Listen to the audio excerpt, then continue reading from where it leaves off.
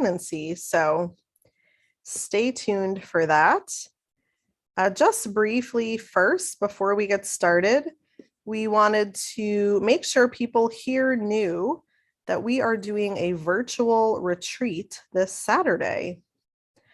We have done this retreat called Answering the Call to Radical Midwifery a couple of times now, but it has always been in person. And that has been really great, but we thought we'd do a virtual version this weekend since we know there are also so many people that can't travel or, have small children or whatever it is. So if you're interested in sitting with Margot and I on Zoom, kind of in a more intimate circle this Saturday, we will post the application link. This is a paid retreat. This is not free. That has been one of the points of confusion, but it should be awesome. And the point of the retreat really is to have some introspective time, like an entire day, and support around considering becoming a midwife. So for anyone here that's a doula, a student midwife even, it's a specific focus on the call to radical midwifery. So that's kind of what we specialize in here over at Indie Birth, Margot and me. And so that is what that day will be focused on. All of the fears, all of the blocks, all of the excuses that so many women have when they consider being a midwife. There's a lot that comes up. Very few people just like forge right ahead and, sign up for a midwifery school. Most women have some soul searching to do because it's a pretty serious path and a pretty serious commitment. So we would love to see more of you there and have that day with you to just like hold space, and I'll lead you through some of the tools and techniques we have used in the past to guide women to the decision-making point on this path. So hopefully, if you attend the retreat, you leave saying, absolutely, like I'm ready to do this radical midwifery thing. But you also could leave and say, that was so informative, that was so helpful, and my soul isn't quite ready yet. And either are fine. Both are fine. We don't quite know. So the link is posted. If you're on YouTube, well, I'll have to go and add it later. So that'll happen later. But there's an application, and it's this Saturday, April 8th.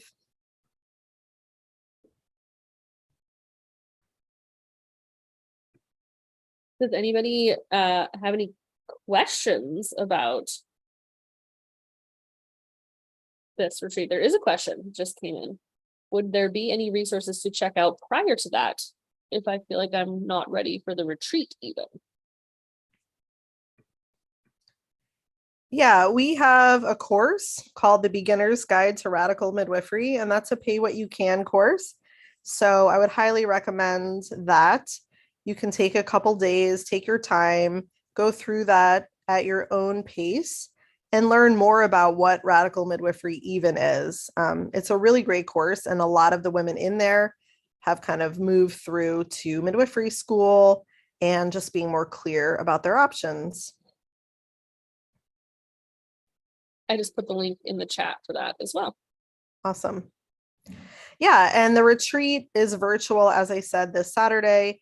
There will be opportunity to do in-person retreats, I'm sure, in the next year. I'm sort of scheming to do one in October in person on Oahu. So if that's a possibility for you, just stay in touch and, watch for that announcement. But I'm thinking that at the moment, and that's a 2-day in-person retreat. And the virtual one, I don't know. We'll see how it goes. People say they want virtual stuff because on one hand, it's easier, but I think we also are all really craving being in person more than ever now. So, I don't know if the virtual one will be repeated. We'll just have to wait and see.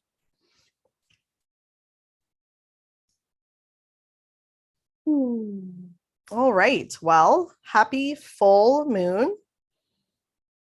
Feels like there's a lot coming up this full moon for many of us. it's a good time to talk about blood sugars and all of those related topics.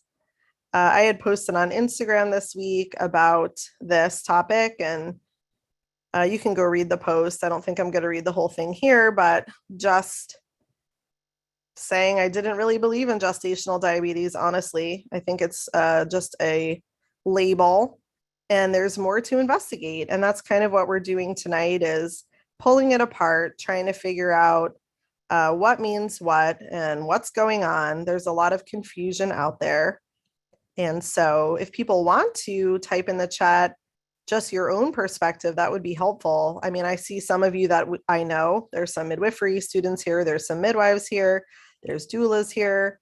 What do you want to know about this topic? Or share an experience, because there's so many misconceptions and myths, not just about blood sugar in pregnancy, but specifically about this thing they call gestational diabetes. So I would love to hear where people are coming from a little bit, so we know how to direct the conversation.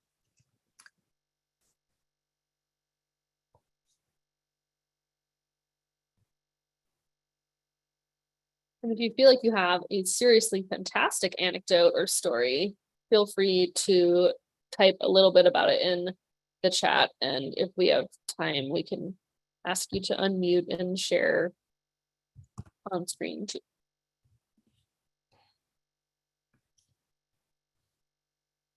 I am going to post the link to a podcast I did on gestational diabetes many, many years ago. In fact, I'm looking at the date now and I'm like, wow, it's like a 10-year-old podcast, but still gets shared a lot. It's probably one of our most popular ones. So I'll put that link here, and you can take a listen later if you want to, with some more detail.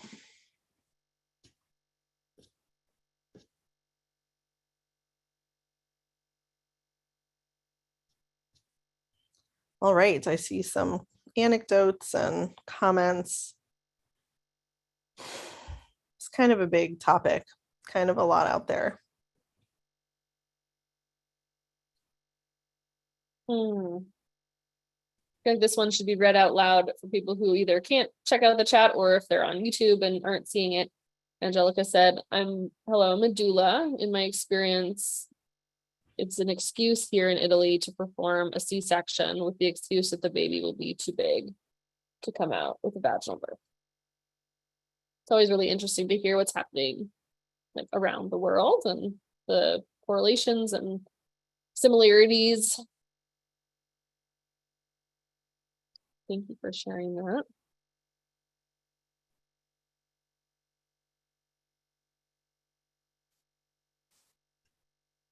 Yeah, Christy's comment, I have more clients than ever test positive this year, more than normal. Both had to go on to the second test and passed both times. They both received a lot of pushback from medical providers each time. So where to start? It's almost like this really should be a Zoom on nutrition, although there are definitely more focused things to talk about with blood sugar. And certainly there are always women kind of outside of the norm, right? So not everybody has a healthy pregnancy. It's not about saying that blood sugar is irrelevant, but in most countries, and especially here in the US, it's really an epidemic, and it begins with testing normal, healthy women with this disgusting protocol of a glucola drink. So if you don't know, that is chemicals and some sort of processed sugar that they ask or make pregnant women drink. And then they draw blood and see how their body reacted to this disgusting cocktail of chemicals. So even that sounds ridiculous, right? If we're not used to having those things, high sugar in particular, how is that an accurate representation of what our bodies are doing in a normal pregnancy when we're eating food? So there's so many directions to go with it, but primarily in the mainstream model, even in midwifery, in lots of medicalized midwifery practices, even home birth, there is not attention to diet or nutrition. And, blood sugar is essentially high blood sugar, let's say, can be, not always, can be a symptom of someone just not quite getting what they need nutritionally. And, that's not a bad thing. It's not a bad thing to get that notice in your pregnancy and to realize, oh, wow, my body is needing more or something different with this baby. I think that's all good. But it's the label that gets tacked on to women. And then a lot of these women, most of these women, if they're diagnosed as gestational diabetics, they actually are told to restrict calories and do things that are even more harmful to their bodies. So it's a multi-layered problem, kind of all beginning with the fact that the assembly line of medicalized birth and midwifery doesn't pay attention to women individually. I mean, in my own practice of 15 years, I've never had someone with gestational diabetes. Why is that? Am I some magical person? Maybe, but it's not because of me. It's because we pay attention to what women are eating, and we're sitting with them and learning about them, encouraging them to follow their bodies, to move their bodies, to go deeper with a lot of the emotional work. So it's not an accident that, Margot and I both have not seen a lot of this in our own practices. Yeah, and I guess, like you were just saying, the assembly line approach, I just wanted to note, in case people haven't already drawn these connections, the reason that they do the glucola drink and, the result, sorry, I've been staring at the computer too long, everybody, just give me a moment. Okay. The reason that they do the glucola test, and then if you fail it, you go back for the 3-hour, is that it's a way to, get a sense of how someone's body is handling a large amount of sugar that they're kind of assuming everybody is eating at home, right? And so it's a way to do this test and have the woman be in one spot so that they can ingest the sugar and test their blood sugar all in one go. And they don't trust that women could go home and do any kind of blood sugar testing on their own, whether that's a fasting number or postprandial numbers after they eat, throughout the course of a day or of a week, right? Like, that would take too much time and it would take too much trust in the woman to actually be able to perform this simple test on themselves that, like, literally children can do, right? Like, truly diabetic children who have to test their blood sugars learn how to do this. It's not rocket science. So I think this is just like a really interesting point, that the test itself comes from a place of not trusting women and trying to just sort of like get this really weird raw data that may or may not be applicable to her typical diet pattern, as opposed to taking more time to educate and send home like a glucometer with someone if they want that information, to get actual information about what their blood sugar is doing in real life with their real diet. So I just wanted to like lay that out as kind of another foundational piece there. Right. And a lot of women, I imagine, in the more medicalized model, aren't necessarily given a choice about this. This is just what you do at a certain gestation. And, a million years ago, it feels like, when I was pregnant with my second baby, I took that test. I failed the 1 hour and I did a 3-hour, and I seriously thought I was going to die. It was a really, really terrible feeling. And there was nothing wrong with me. And, that's just one story. I'm just one person, but it's also just really rough on your body. And there are ways, if you are going to work with testing your blood sugar, like Margot's saying, there are ways to make it more natural, more physiologic, depending on when you take it and what else your body is up to and how hydrated you are and how stressed you are. There's lots of things to consider rather than just this one number. So I'm so grateful that I didn't get labeled a gestational diabetic. I knew there was nothing wrong with me, but in that pregnancy, I really didn't eat any sugar. My body didn't like it. I didn't crave it. I couldn't really handle it. And the glucola just kind of put me over the edge. So That baby is now 18. He's a strong, healthy man, and didn't seem like it bothered him. But I remember thinking after that test, like, oh man, like this does not feel good. This did not feel good in my body. Well, and to, back it up another step too, this is something I talk a lot about with my clients when we're talking about gestational diabetes, which is very much just like the conversation about, what does it mean? What are the risks if somebody does have high blood sugar in pregnancy? And helping them sort of sort through their beliefs and understandings and intuitions about their body. But something I like to make sure people understand is that even in the medical model, if somebody were to fail and be labeled as a gestational diabetic, then the next step is for them to do regular glucometer checks throughout their days to see how they're responding to the actual food they eat. And so I feel like I see a lot of light bulbs go off for my clients who are like, well, if the end result is I would do the glucometer, if I fail, why don't I just skip it and do the glucometer? If that's even a thing they want to do, which some of my clients do and some of my clients don't. So I guess I just wanted to say that in reference to Mackenzie's comment, which was that my midwife a year ago had me fast and then drink a huge amount of grape juice before drawing blood. How accurate do you think that really is? I don't know about the different options. Didn't know about the different options available when I agreed to this, LOL. So yeah, like if a midwife out there is trying to just kind of replicate the glucola drink, but with something more natural, some people use jelly beans or some people do the juice and they try to, have the same amount of carbs in the serving. I would just say, like, why are we trying to recreate this stupid test that, again, if you fail, we're right back to using a glucometer anyways. So for me, that's my like super simple counseling when it comes to this. If someone comes to me and they're like, oh, what do you think about this? And what should I do? What are my options? So if you're worried about it, use a glucometer for a while and see what your blood sugars are. And obviously there's more conversation around that, but that's like the super zoomed out conversation. And if you're not worried about it, then don't worry about it.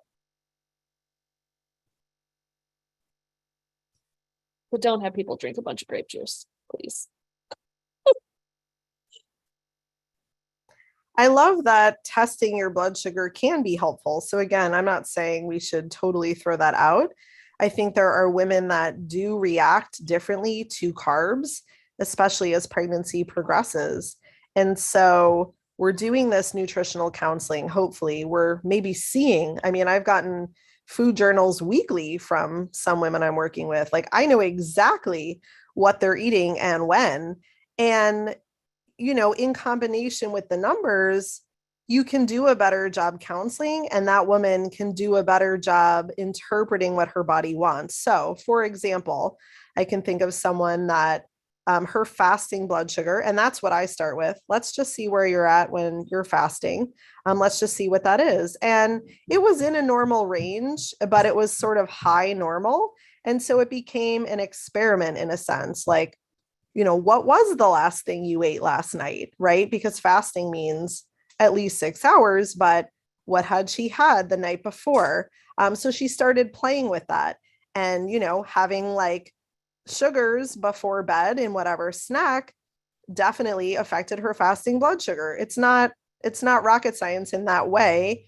But anyway, it was helpful for her to see like, okay, what kind of foods would not have, that number be as high. And so she was able to kind of consult her intuition, see how it felt in her body, and then have this like concrete proof that, okay, a snack with more protein before bed feels better in her body, number one. And, then her blood sugar is even more in a normal fasting range. So I do like the tool. I don't think we should not do it. But also that's the rare woman. I would say most women I work with, they never do any blood sugar testing because they're so attuned to what's going in their body. And they're also monitoring how they feel. And they also don't generally like buy into this whole artificial industry that's been created around gestational diabetes. So.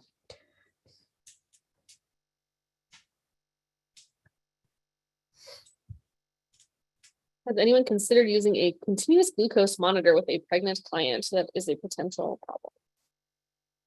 Yeah, I like just reordered some more for myself because I think they're really sort of fun. and have a lot of really cool information you can gather from them. But yeah, I would totally, recommend that somebody try that out if they were having issues. And I did recommend it to someone last fall. And then she was able to get her numbers in a normal range and didn't feel like she needed it. So, yeah, I think that's definitely an option. If people don't know what that is, check it out. I was going to make sure that I plugged this Instagram account called Glucose Goddess. If people haven't already seen her stuff, it's really, really good and super interesting.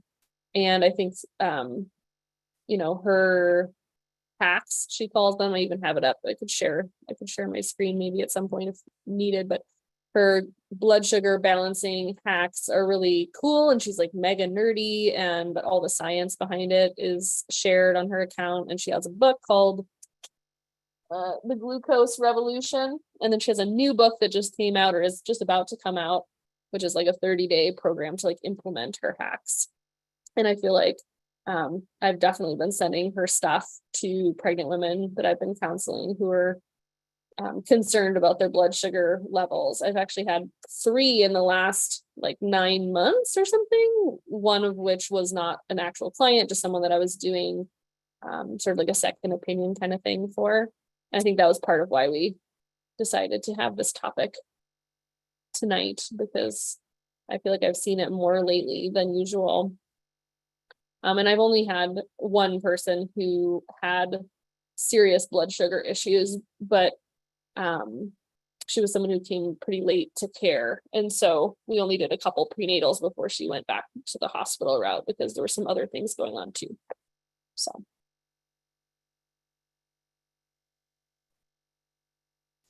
Yeah, I was going to say I did have one person in all of these years, but she wasn't technically a client. I hadn't really taken her on as a client for this reason, and there were some other health issues as well. But I did try and help her as best I could, and in the ways we're talking about with diet and nutritional counseling. And yeah, she was one person that I saw just in my view of all of these things that wasn't able to get them under control with diet. And that's not something I've seen, but first time for everything. So she did wind up on insulin, and that sounded like a good idea to me. And I, at that point, didn't feel like she was a candidate for home birth, and there were other reasons as well. So, that's the one time I've seen where diet and nutritional counseling just didn't work for someone. And I'm sure there are more women out there like that, but also we didn't begin that until, it was like 29 or 30 weeks of pregnancy. So I think there's definitely something to be said for doing it early. And again, working with people in the other ways. It's not just the food we eat, believe it or not. And this particular person was like super high anxiety and stress. And, there was a lot to contend with.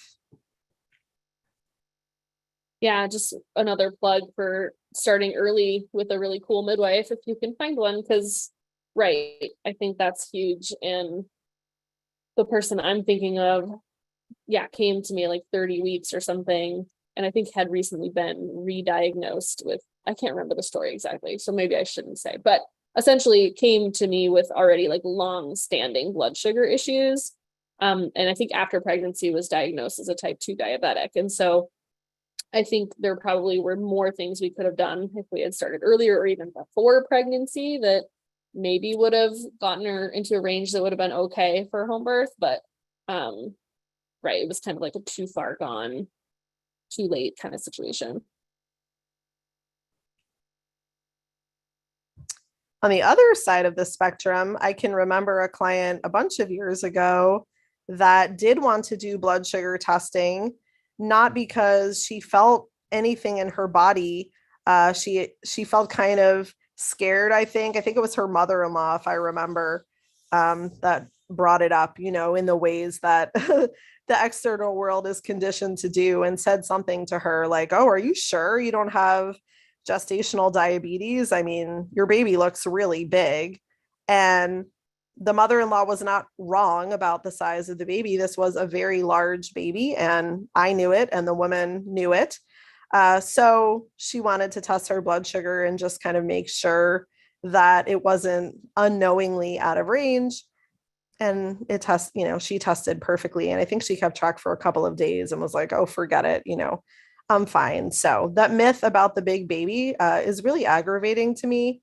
I understand that if someone truly has diabetes, and I think that's where this conversation maybe can be more clear in some ways. Like if someone has diabetes, whether it's undiagnosed or not, there are risks to the baby, there are risks to the pregnancy.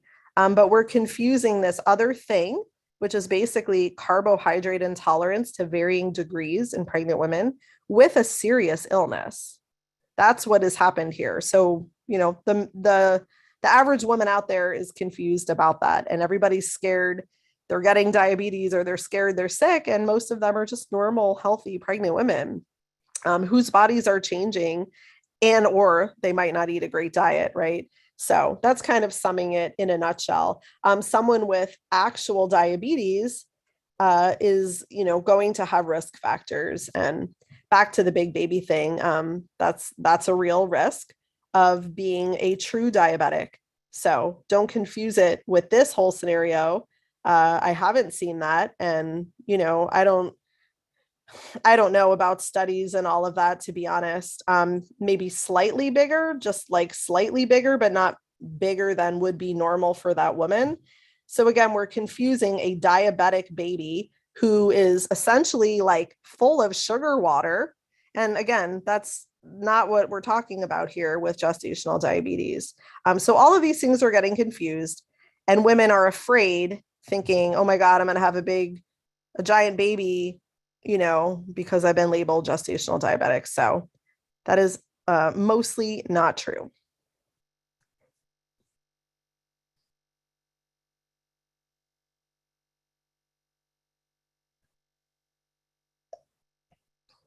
Jenna said or asked, it's common to be told that if you have gestational diabetes during pregnancy, you are more likely to have diabetes later in life. What are your thoughts on that? I mean, from the research I've seen, that seems to be true. But again, it's just sort of like anything in pregnancy. Like pregnancy is a peek into how your body handles stress, right? Pregnancy is sort of an inherently stressful physical, emotional, spiritual process. And so it's a way to see sort of what your constitutional weaknesses are, is how I think about it. So if somebody is having weird blood sugar stuff in pregnancy, I think that makes sense. And that is what I've seen in the research, that you're more likely to have weird blood sugar stuff later in life. Same with high blood pressure. If you have high blood pressure during pregnancy, like that's brought on by pregnancy, you're more likely to have high blood pressure later in life too. So I think all of those things are true. And it's a really cool wake-up call possibly for some women to, again, not just because they fail the glucola test, like that's not what I'm talking about, but if someone really has some like pretty out of range numbers day to day with like their regular eating habits, I think it's a really good opportunity to be like, now I know this about myself. I've kind of like gotten to look into the crystal ball for, the rest of my life. And how do I want to make sure I handle this and take it seriously and do the best I can to bring my body into balance in the ways that we know work well. Yeah, I agree with the pregnancy being a stress state, but also I feel like why would it be surprising that if gestational diabetes is mostly, and again, there are outliers, but if it's mostly a symptom of a shitty diet and processed foods, and that person doesn't change the way they're eating, then why would we be surprised that later in life they would develop diabetes? I don't understand how that's shocking, and blamed on this mythical thing. Like if we're not healthy, then we're probably going to encounter more health problems as we get older. That is all. Chelsea asked, is there a different way to test than the usual orange sugar drink? Which I feel like we've kind of talked about, but maybe we should just be very, very more very clear. Very more clear. Oh, Maren, help. Sure, there's all kinds of alternatives out there, and I'm not the expert on those. I know there are, different like things that have been developed and midwives that are recommending eat this certain meal. But again, I think we're like putting the cart before the horse. Like, what are we trying to find out? Mm-hmm. And if we're sitting with this woman, hopefully, like what is she like? What is she eating? What is her lifestyle like? And I get it. I get that the medical system has no time or patience for that. So that's why we've resorted to this simple, seemingly simple method. Drink the drink, we draw your blood, you're diagnosed. But that's not what Margot and I are about. That's not what we're putting out in the world or teaching our students. So it's so much more layered than that. This is a discussion with someone about their entire health picture and how they feel after they eat and screening them for maybe different symptoms and making it a conversation. Like, is this testing of any kind something you want to do, and how do you want to do it? This isn't about me saying like, this is the way I do gestational diabetes testing, so that I can cross it off my list as a licensed midwife, which, we start to cross over into rules and regulations around midwifery with this conversation. I don't have to make anyone do anything. I don't have to do anything. So I don't have that attitude of like a protocol. This is very individual and based on the unique person. And again, why the women I see, A, haven't had a problem overall, and B, they're just not the kind that are looking for that. Like, they're clear on how they're feeling, they're clear on if they think there's a problem. They're not routinely doing anything. So it's a little hard for me to say what that would be.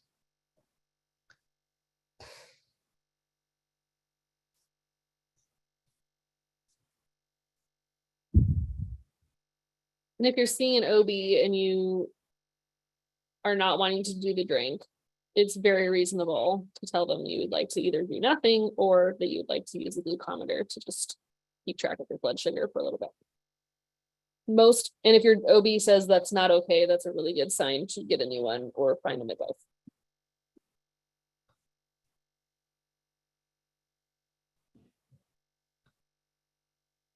Yeah, feeling pressured into a choice like that when you might not even completely understand. And I think that's true of most pregnant women. They don't even completely know what this is about. It's just something they've heard or, you know, Googled about, or it's on the list of testing that their doctor requires. So it really does, require that women and people sort of get more clear about what they want in their pregnancies. And it's not that testing and technology is bad. It just should be used sparingly for concrete purposes, not just this like willy-nilly, we'll test everyone and then diagnose everyone.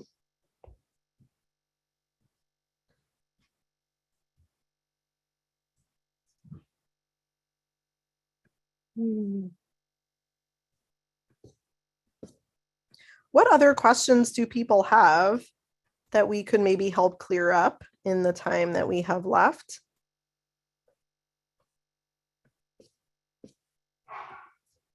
We had a question and came only to me, I think. How early is too early to test for gestational diabetes?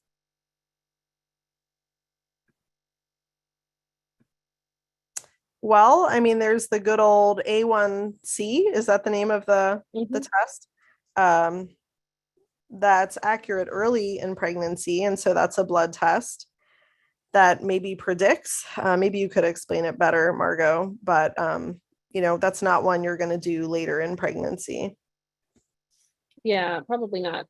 Lily Nichols has some different protocols that she talks about, but right, testing your hemoglobin A1C in the first trimester can pretty easily rule you out as someone who might develop, some issues with your blood sugar later in the pregnancy if it's in a good range. And if it's out of range, you would want to know that earlier. And I think that's one of the big complaints about the way that we do gestational diabetes testing in this country. It's really silly to wait to see if there's a problem with someone's blood sugar until 28 weeks, because it's the kind of thing we'd want to know as early on as possible. So sorry, I'm seeing comments over here too. What was I going to say next? As early as possible. Okay, yeah. So something that's really interesting, and I think people don't talk a lot about, like we talked a little bit about the big baby thing, but the spikes that happen when somebody is having, insulin resistance are really damaging to your organs, and then they're also really damaging to the placenta too. So it's not even just the big baby piece and having the high sugars, it's the spike in the sugars and the spike in the insulin that is not ideal for the placental health in pregnancy too. And so to me, that's something that I'd want to know about early on, not wait till we're 2/3 of the way done with the pregnancy to know if that's been happening. And so that was, for example, the conversation that I had with the person a little bit ago, which is like, hey, if this is happening now at 30 weeks, like this probably was happening in your first trimester too, and your second trimester. And so like, even if we get them under control now and your numbers are way better and we can fix this with diet, like, I don't know that I feel totally comfortable going forward, because like a lot of damage has already been done to your baby's placenta and like the way that they've been growing for the first 2/3 of this pregnancy. So I don't remember why I said that. Oh, A1C, right. It shows your average blood sugar over the last 3 months. And that can be really great to do in your first trimester if you're not sure what your normal has been, or if you have any question or concern about your blood sugar levels, or if you're like, yeah, I've been like totally binging on Doritos and Ho-Hos and I should maybe look into this. I think that's a really great and easy option to tack on if you're going to do some first trimester labs. But yeah, there's no such thing as too early. The reason that they test at 28 weeks is because that's usually when numbers are highest. So like that's when our insulin resistance is usually at its peak because of the way the placental hormones function in pregnancy. And so it's to like catch the highest number of women who maybe are having issues is the reasoning that they give for doing it at 28 weeks.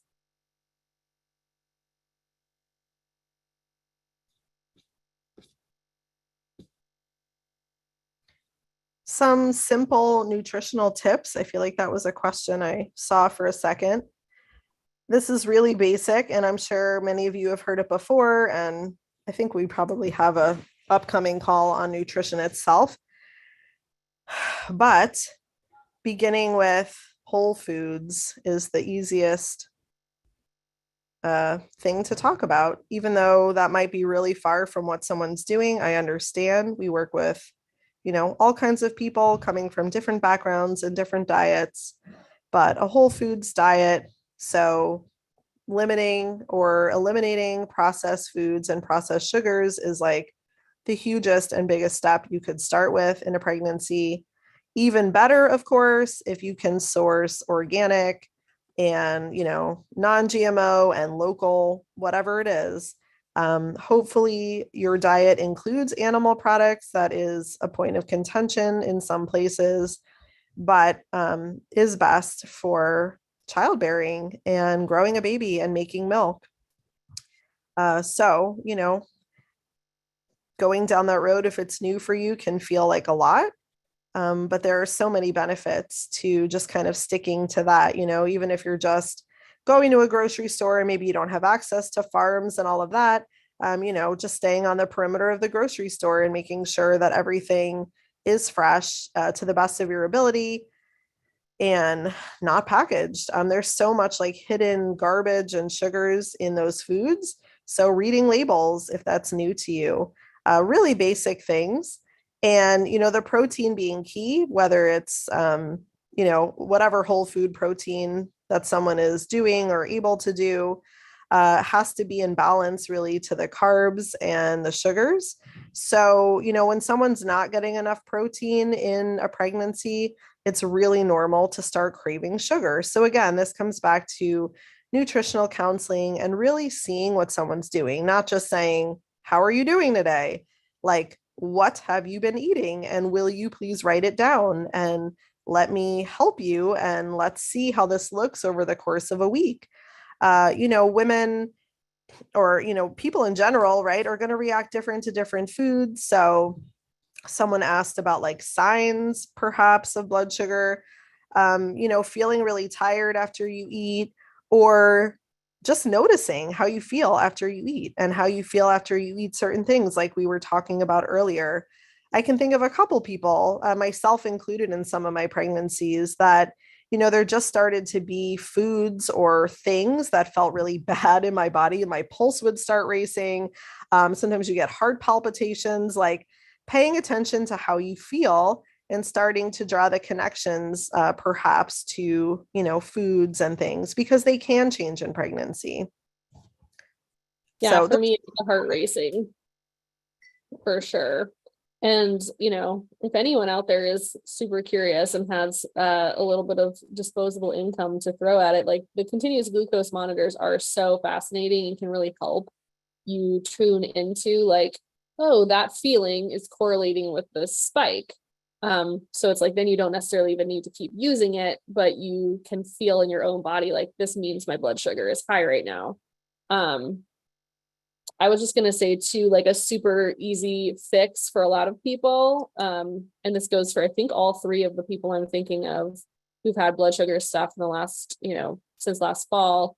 When they finally did do food journals for me, I think all three of them were doing things like Kind bars, granola bars, RX bars, like bars that seem healthy, or they're packaged and marketed as being healthy, but they're like incredible sugar bombs.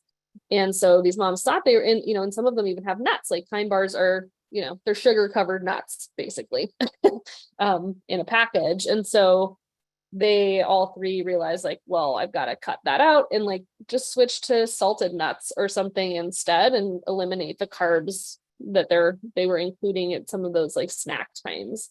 And one of them was like, I even knew that the RX bars were making me feel crappy, but they're easy and they're quick, and like I kind of thought they were healthy because there weren't that many ingredients in them. It's just dates and egg whites and gross, and almonds or something. And so, just having a quick snapshot of what it looked like for a few days, even if I hadn't known what her blood sugar was, I would have had that conversation with her. But because we also had that information to pair, another one that is coming to mind was like sushi. She was like, I kind of knew I was going to have a spike, but that's what we had for dinner. And so I ate it anyways as kind of an experiment, and then had a blood sugar spike. So for that person in particular, it was like, okay, well, stop eating sushi and cut out the bars. And that's pretty simple, because the rest of the stuff she was eating was really nutritious and awesome, and, not causing any issues. Also adding in walks. And this is where I guess I could share my screen. Let me see. Do I still have this thing up though? Hold on. I posted a link over in the chat. For people on YouTube, you won't be able to see it. So maybe I'll pull this up. So this is like the glucose goddess hack stuff. And she has this, packaged in 1,000 different ways. Her Instagram's really good. But this was the simplest one I found that I like sending people. She has on here, eating a savory breakfast, not a sweet one, which is huge. Like most people in the US are eating something sweet for breakfast. So making a switch to something savory might be kind of a large leap, but can be super, super helpful for starting the day off on the right foot. When you do eat sugar, having it as a dessert after a meal, never on an empty stomach. Adding a veggie starter to your meals. It helps slow down the absorption of the blood sugar into the bloodstream with all the fiber. When it's easy during a meal, eat your veggies first, protein or fat second, starches and sugars last. And of course, if someone's really struggling with their blood sugar, we're going to ask them to like cut this out. But if they're just kind of on the cusp, this can be just reordering the food can be helpful. And she has like so many cool research studies and stuff to back all of this. It's really cool. Going for a 10-minute walk after meals and before eating, if you feel like it, drinking some like apple cider vinegar in a glass of water. So super easy hacks. That she also has really cool graphs that show kind of like the difference when you do or don't include those. And I really like that her approach is really not about restriction or like deprivation or, never having a potato again in your life or something. Although some people maybe do need to fully cut that kind of stuff out. I feel like it's really approachable. So just wanted to share that resource with people in case you haven't seen it.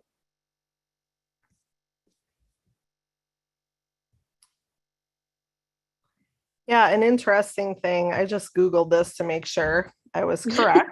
But the pancreas has emotion associated with it. And the emotions associated with the pancreas are worry and overthinking. So it's interesting how, those two things relate, and maybe how they could sort of hamster wheel, if you're in a situation where you are worrying about this and blood sugar becomes this like scary thing and your finger's sore from poking your finger all the time. And, so just kind of adding that emotional piece. And for women that it is truly an issue, there's no harm in taking that route and just seeing what's there, right? It doesn't mean that maybe in severe cases that person still needs insulin, but our bodies do talk. So if something gets so severely out of whack, I think it's worth looking at that angle as well for people that are curious and interested.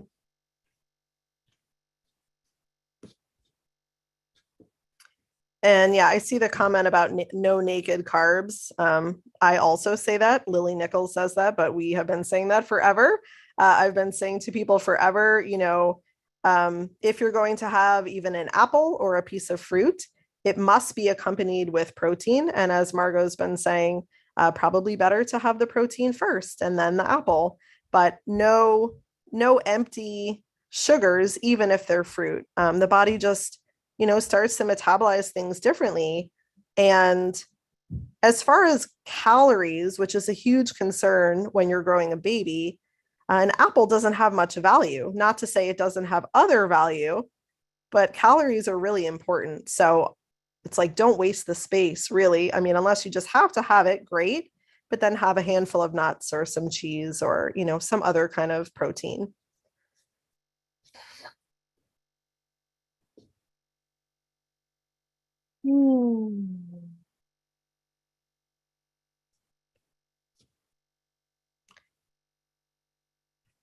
We have so many podcasts about nutrition. They're really old at this point, but maybe Margot will post the podcast archive. So if you are wanting to know more and you're new or you're newly pregnant and this is all new to you, there are podcasts. Also, our 13 Moons is our online childbirth class. It's amazing. And you can donate, whatever you can pay to that. So there's also a webinar by Lily Nichols in there, lots of other nutritional information. And I think it is truly like the foundational topic of pregnancy. There are definitely so many more when you're pregnant that you want to learn about things and you have to get to know yourself. Like there's a million other things on top of it, but nutrition is truly the foundation. If you're not eating enough to grow a baby and a placenta, there's a really long list of sort of horrible things that can happen. So gestational diabetes is only one of the things on that list. So even if you don't care about that, there's a lot to know. There really is. And there's a lot of information out there these days and a lot of people trying to tell you this or that. But at the end of it, you got to figure it out what works for you and your body.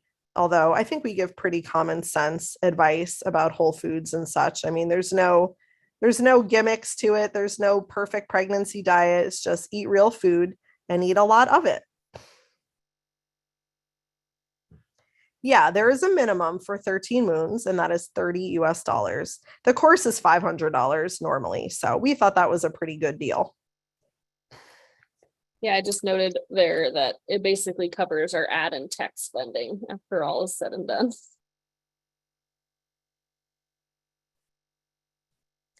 Yeah, there's an entire course if you've purchased 13 moons. So if you're not seeing that, you should email us at support@indiebirth.org. There's 50 plus hours of content.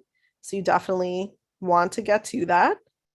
And yeah, we do these Zooms, these moon Zooms on the full moon and the new moon every 2 weeks. So we will be back here in about 2 weeks. And I don't know off the top of my head what the topic is, but you will soon find out, I'm sure, if you're on social media, in our newsletter list, which is another great place if you want to get updates from us. Just go to indiebirth.org, put your email in, and we'll let you know what's happening. Also, we have our own social platform called Mighty Networks. Indie Birth is over there on Mighty Networks, and that is free to join. So anybody here that wants to come hang out over there, it's kind of like a Facebook, but just for Indie Birth. So you can post questions, you can try and meet people in your area. It's a really awesome and very, there's a lot of engagement over there. There's a lot going on. So that might be of interest to some of you.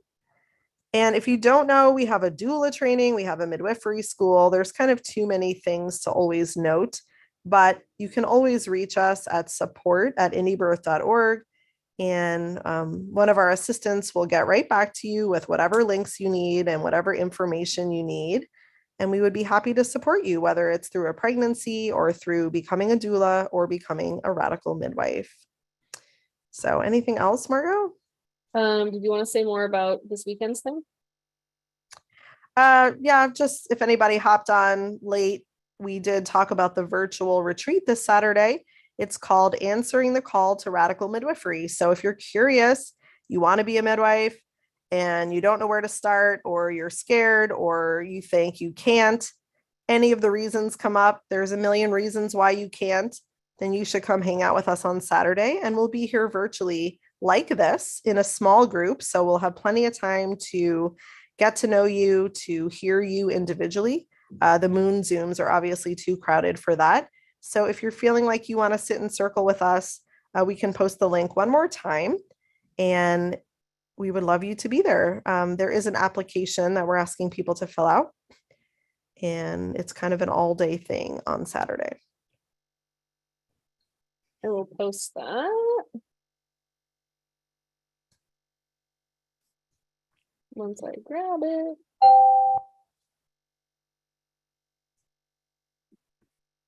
Okay.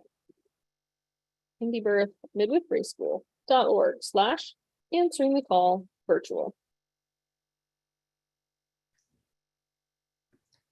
Last thing about that, the cost of the retreat is $333, and that cost goes towards tuition for the Indie Birth Midwifery School if that's something you end up doing. So it's essentially a free retreat if you know you're going to enroll in the school at some point.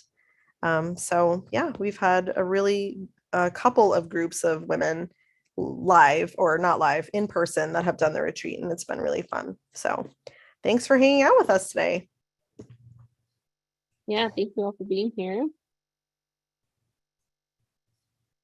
All right, we'll see you back in about 2 weeks with whatever topic is next. Good night, everybody.